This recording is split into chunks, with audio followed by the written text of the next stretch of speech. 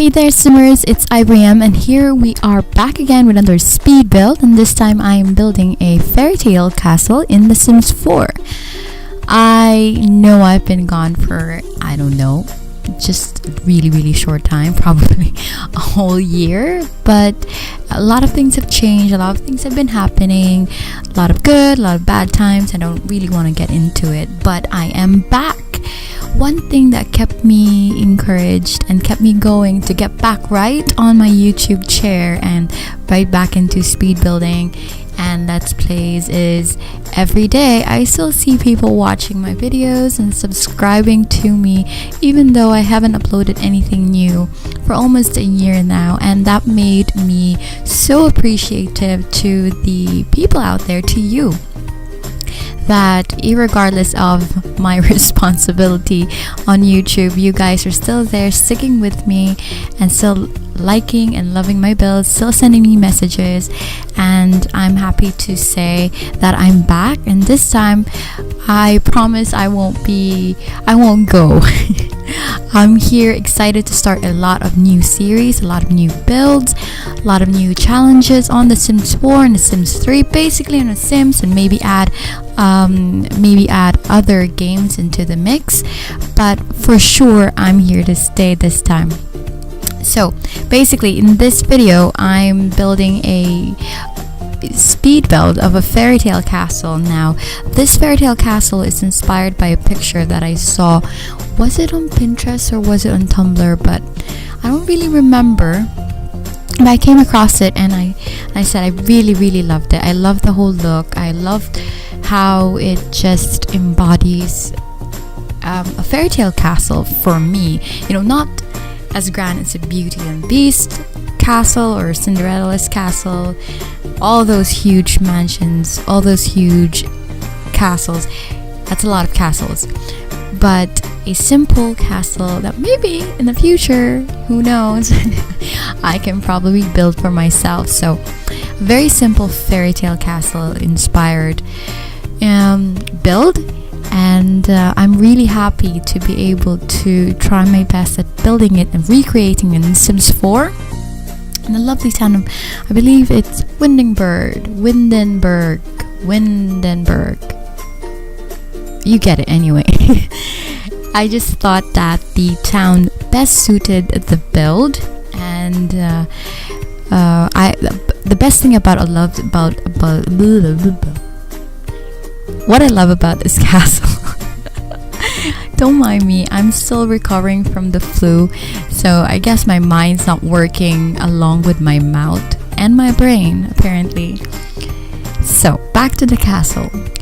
I've added 2 inspirations into this castle, if you can call it a castle. I know it's a pretty sorry excuse for a castle. It might even look like a shed as compared to a Beauty and the Beast castle, but what I loved about this castle is that it has a huge garden. That's why I had to choose, do I want a big garden or do I want more rooms?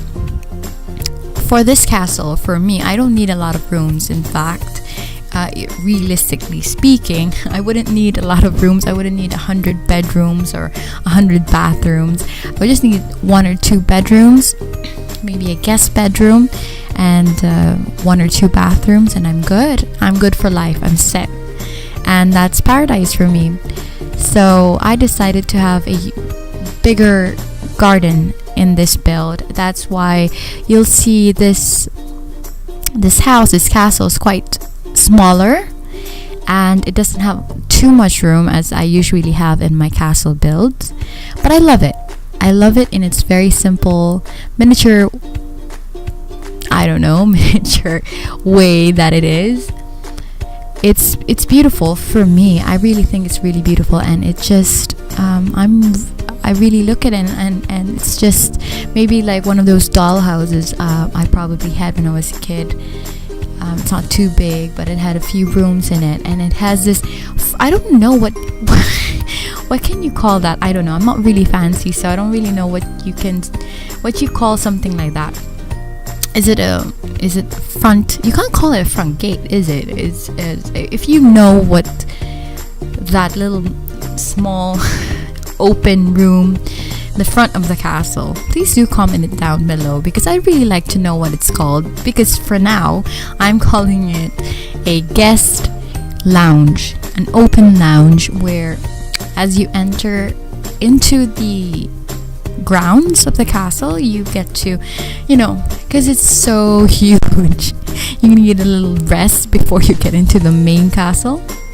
So all of your guests can rest in the open lounge, open quotes, and relax, enjoy the breeze, enjoy the garden, and when you're all set, when you're all relaxed and ready, then you can go down the stairs and into the main castle. I just thought it was a great idea to add something like that. Then the usual main gate, few flowers, flower beds, main house. I think it needed to be, even though it's really a small castle, I still want it to be a grand entrance. And what's more grand than having an open lounge for your guests to stop by, have a little talk, read a book, take a nap, whatever it is, take a swim in the pond. It's up to you totally. And then get into the main castle. So as I was saying earlier, I'm really excited. Excuse me, still getting over the cough. I'm really excited for the series, for The Sims 3 and Sims 4 that I've been thinking of in the months before today. Because of course, while I was doing everything in the background related to my life and everybody around in my life. Okay, that sounded really, really weird. Basically, I was going through life, and whenever I had a time to check my channel, I would get really excited about new ideas, new series, new builds that I would really, really, really love to take a chance or try to build in The Sims 4 or The Sims 3 or The Sims 2 or The Sims 1, any of the Sims. And so I'm just really ready to get there and show you what I've been planning. I have quite a few ideas, and they revolve around everything I love about TV, I love about growing up, everything that inspires me to play Sims, and what excites me to play The Sims. Everything from my childhood, from my life now. I want to embody it into my builds. And my last build was the Beauty and the Beast castle in The Sims 3, and I really, really enjoyed building that castle, because the Beauty and the Beast is my number one favorite fairy tale. Read the books, possibly almost all of the versions, the Disney version and not so Disney version of Beauty and the Beast, and I'm actually I would highly recommend you look at reading on the Beauty and the Beast that is originally not from Disney. I don't know how many of you people out there know that. I know there are a few people who still think that Beauty and the Beast originated from Disney producers, but it's not. And if you look it up and read up on the original story of Beauty and the Beast, there are a lot of changes that Disney made on Beauty and the Beast to make it more child friendly. For example, a small example maybe might get you into the mood to reading about the original version. And the original version, Belle or Beauty, she actually had two sisters. The whole just like Cinderella, she had two sisters that were quite jealous of her, and her father was a merchant who was traveling a lot. And the storyline is that on one of his trips Belle was looking for a rose, and that's the reason why the father of Belle happened to meet the Beast. how it happened, what happens in the middle, and how it ends, you should definitely read up on it. And I can assure you, you'd really, really enjoy it, almost as much as the Disney version. So, anyways, when I watched the Beauty and the Beast movie recently, I liked it. I heard a lot of mixed reviews on the Beauty and the Beast movie. My sister didn't like it. She absolutely hated it. She thought that it did not have the feeling she was after. You know, the whole magical feeling, or it didn't have enough magic for her, and she didn't like a lot of the storyline being changed. She didn't mind LeFou being gay, but other things in the story she did not actually appreciate it. And she just said, did you like the new Beauty and the Beast movie? And she was like, it's okay, but not happy.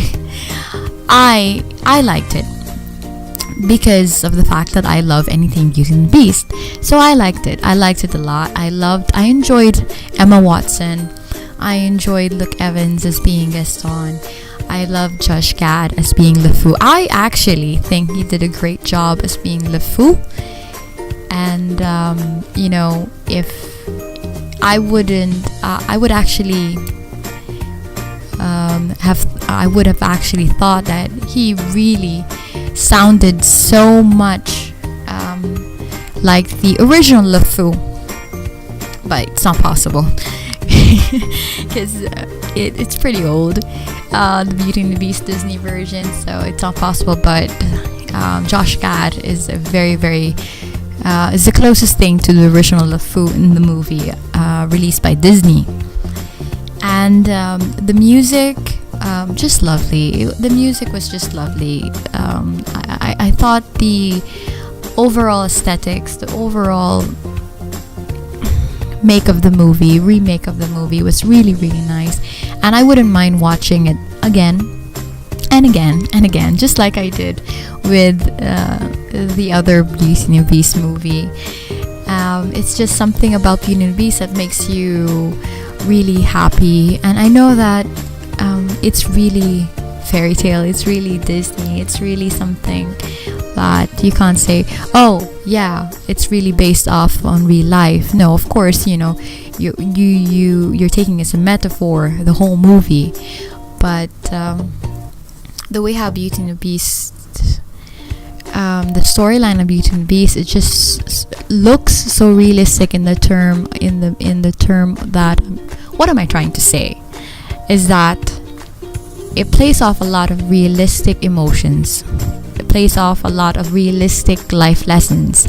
And that's what I enjoyed about Beauty and the Beast, about looking beyond the physical aspects of a person and seeing what they really are deep down. You know, not everybody who looks good is the best person to be with or talk to or be friends with. Not everybody who looks not their best presentable way is they might actually be the best person, or might be your next best friend, or might be your next husband or wife, or someone you could really relate to. It's just,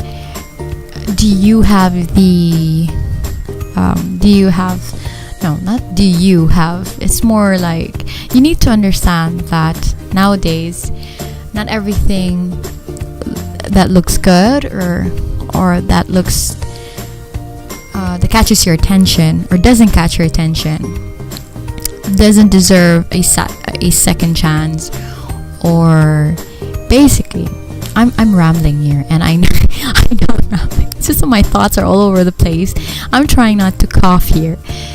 What I'm just trying to say at the bottom line is that never judge a book by its cover, and you don't know, you might actually like what's in it.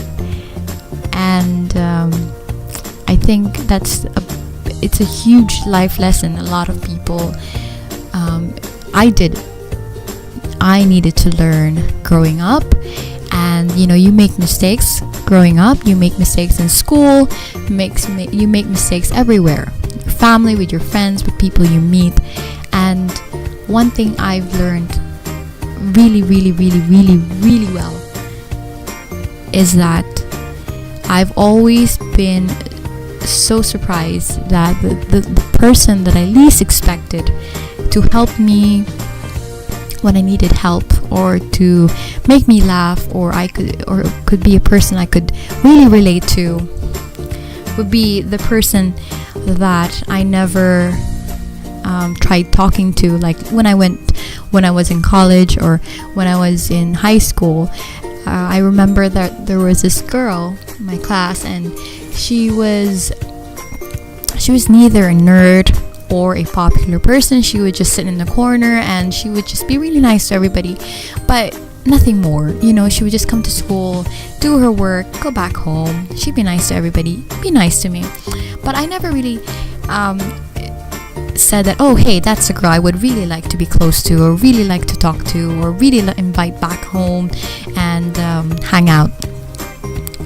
But when at that time, I had a best friend, and I thought she was perfect, and I thought that we were so close. I thought we were like twins. We were like inseparable. I thought that everything that I liked, she liked. Everything that I thought of, she was thinking of at the same time. But things change, and she moved on to more popular people, and it hurt me. It hurt me back that time. I was really young, and I really thought that I felt betrayed. I felt alone, and I thought that, my God, is everybody, I grew up with this girl, and I thought that we would be best friends till we graduated, and here she is walking around with other people, because I really didn't like being at that time I really didn't think it was very important to be popular. I like my cartoons. I like being a nerd. I like not always going out with my friends. Actually, I barely went out with my friends when I was in elementary and in high school. I was more homebody, and I spent more time with my family than with my friends. So I looked more like a nerd. And so the popular people, of course, if you wanted to be close to them, you had to go out with them. You had to go and hang out in their houses if you wanted to be close to them. And I couldn't go, and I didn't like to go, so I guess I didn't fit in. And my best friend at that time, my ex-best friend, she wanted to be popular, so she moved on. Anyway, so I was going about without a best friend, and I was really feeling bad. And this girl that I never really noticed or ever really talked to, she came up to me and she started sitting down with me at lunchtime. It was one day. She came up, sat down next to me, we shared a lunch, talked, laughed, we enjoyed it, went back to class. The next day, she came out with me to lunch again, and it just went on and going on. And then other friends who we could say were pretty much nerdy as well, they started joining into our group. And next thing you know, I was surrounded by people that I actually enjoyed talking to. I didn't have to pretend to be anyone. I didn't have to pretend I liked something just so that they would like me back. Actually, they laughed at the most stupid jokes. They loved school. They loved being a nerd. They loved cartoons, and they didn't think it was important to always go out with your friends. So I liked them. I loved being with them. And what I'm trying to say is that I thought before that these were the people that I judged them, and I thought that, oh, these people, they look nice, but I don't think so. I could have anything that we could relate to. I was so wrong, because they ended up being my friends till the very end of high school, and until now we still talk and we still laugh about the old times, about when we were kids. And that's something that you can say that you really can't judge a book by its cover. And they were saying the same thing about me. They were always saying that, oh, we just thought that you were one of those people that they couldn't relate to. So that's why they never talked to me.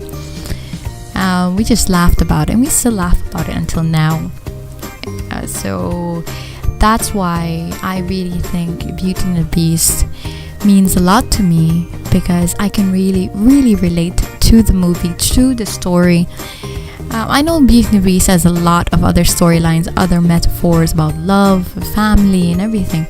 But one thing that sticks out for me is never judge a book by its cover, and give everybody a chance. When you go out there to the world, be friendly from the very beginning.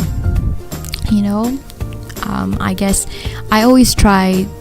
I never was like this before, but I always try right now that when I meet a person, I try to be the best that I can with this person, as if I've known them for so long. Never make judgments from the very first time that you speak to a person. Give them a chance. You don't know what you can find out, what you might discover. They might be a great person, and if they're not, move along. You never need to speak to them or talk to them or see them again. But what you can miss out on if you judge someone from the first time is that they could actually have been a really good person. That's me being a lecturer. But that's why I like Beauty and the Beast, aside from the fact that everything about Disney I just love. I just really, really love. And I'm so sorry that I talked about something so far from my build. But one thing I do want to say about this build is that, I haven't been editing videos for almost a year. So I accidentally deleted, or I don't know where I put it, but when I was building the first floor of the castle, I lost my footage. And so all I have for you are just screenshots of the first floor, which you're going to be seeing right now. So guys, I really do hope that you like this build, and if you do, click on that subscribe button. Excuse me, maybe my next build, my mind and my mouth will be working much more better than this. I'll see you in the next build. I hope you have a lovely day. Bye.